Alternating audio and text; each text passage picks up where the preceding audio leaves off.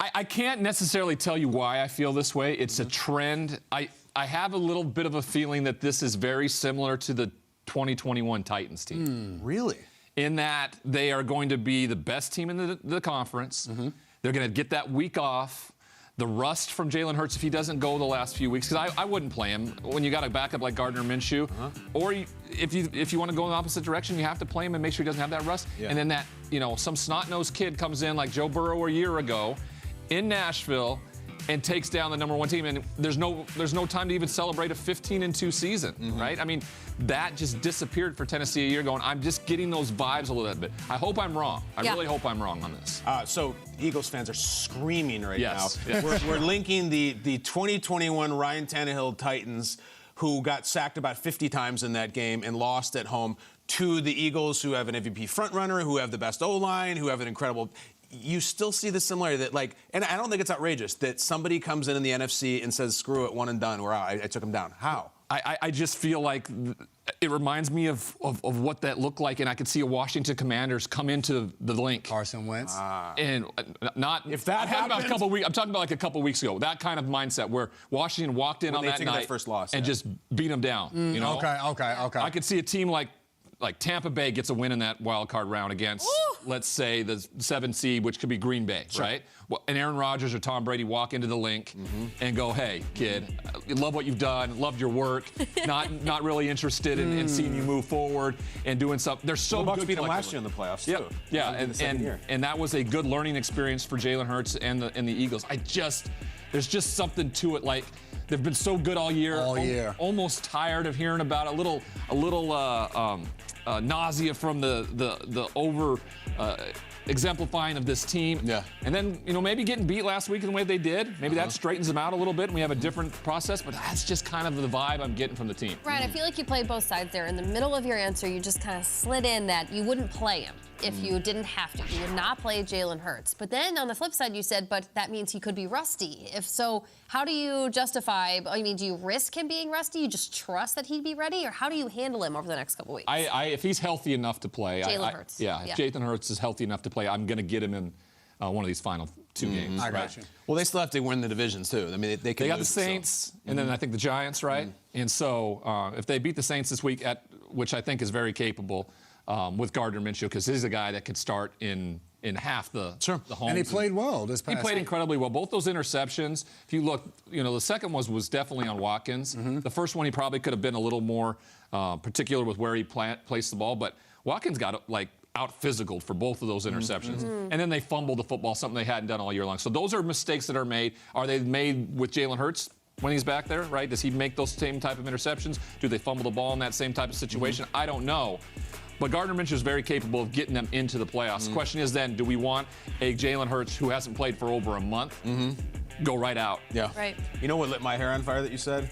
You said something about Carson Wentz versus the Eagles and the Commanders. I mean, if Carson Wentz gets into the playoffs and eliminates this former team, the Eagles, Philadelphia will cease to exist as a city. Yes. It will burn to the ground. I don't know if we could sustain that as a society, but it's the playoffs, right? I mean, anything can happen. Jay, how do you follow that? Ryan had a strong take. What do you think? This Eagles team, the one thing that we've said about them all season long is just they're a complete team. We heard Micah Parsons say, hey, I like Jalen Hurts. Is he an MVP when their team is so well-rounded? The offensive line is so good. A.J. Brown, Devontae Smith. The defense is at the top at sacks and turnovers. So they're a team I look at. What sucks most is you're getting banged up down the stretch. Your quarterback MVP candidate gets hurt. If he gets hurt maybe in the middle of the season, he has time to come back, get ready for the playoffs. And like Ryan said, if he's sitting out for this long, it's tough. But it's at the same time, the way they've played all season, it gives you the luxury of saying, you know what?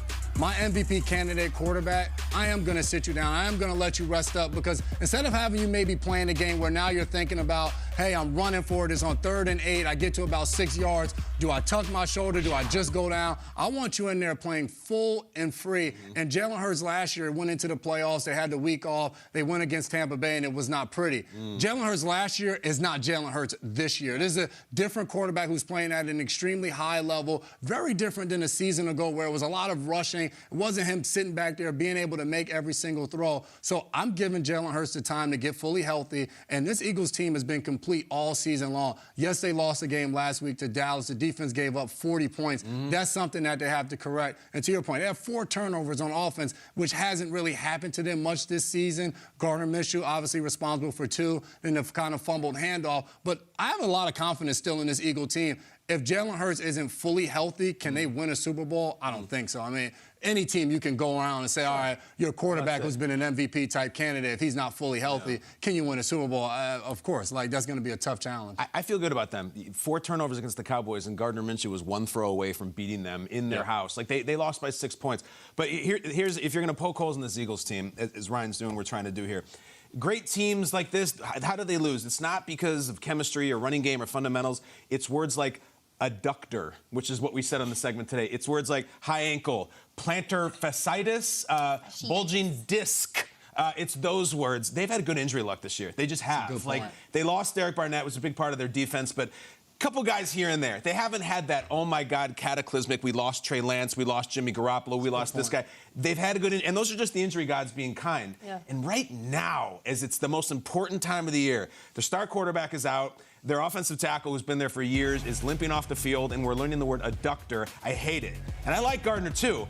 I don't think they can win the Super Bowl with Gardner Minshew. I just think Jalen Hurts brings much more to the table. That's the guy you need. So if the injury gods are settling in now, and to Ryan's point, somebody comes in and plays them who's coming off a wild card win, who always has a head of steam, and Jalen Hurts isn't great, and Lane Johnson isn't great, that's how you lose. I think this team is perfect. I think they're built from top to bottom like a Rembrandt. I think Howie Roseman is smoking a cigar all year. I think they're coasting to the NFC title game if they're healthy. Yep. But those words like adductor crumble empires, Jamie. That's how And you it's lose. the words associated with the names that go along with it, which is really frightening. Really prominent players. I'm going to put my Sean O'Hara hat on, and I'm going to talk about the trenches. I cannot do it. The Top of the morning offensive to you, line, Jamie. top of the morning to your team, and the trenches for the Philadelphia Eagles. The offensive line, I think you just got to get back to the basics, man. Like, they've been unbelievable. Their run game is fantastic.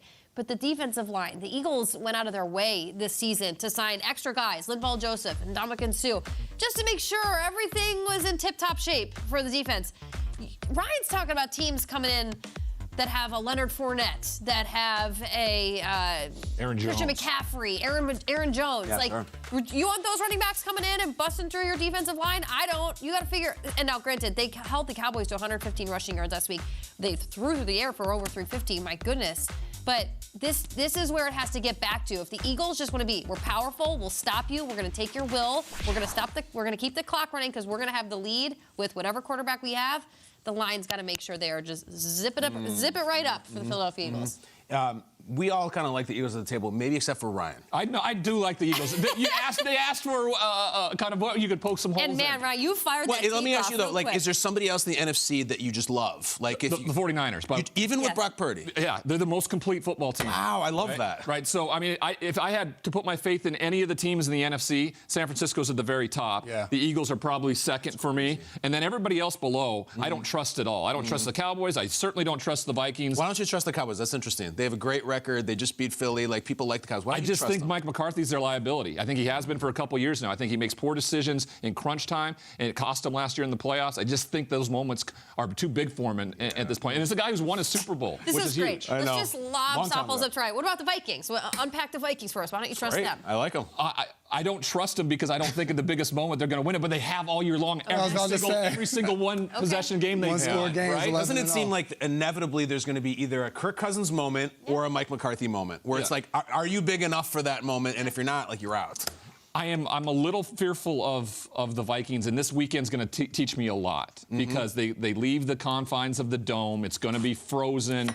Lambeau. Right? Well, how does Kirk Cousins respond to that? You know, Justin Jefferson has an opportunity to really put himself in the MVP conversation if he has 2 closeout games, right? I mean, it's fun. Now, don't forget, I picked this Vikings team to win the divisions before the year started. Nice. Right here on the show, by the way. And they've accomplished that. It's just I feel like they're frauds, and it's a strong word. It's fine. You can say it. It's fine. But I think get the it. But they're Vikings and the fraudulent. Cowboys Yeah. are a little fraudulent of contenders, and the ones that are the real contenders in the NFC right now are the Eagles and the 49ers. It's awesome. Oh. It's awesome. I know that's tough for you. Leaf came to play. I don't mind Yep. it, though. Defensively, the Vikings are the team where it's like that's kind of their Achilles heels. Because Terrible. Kirk Cousins, all year long, has stepped up in the big moments, in the fourth quarter, made the throws. Playoffs are a little bit different. If we're going to go Defense- Achilles heel, if we're going to poke holes, I think Ryan's right. I have a harder time finding one for the 49ers. I really do.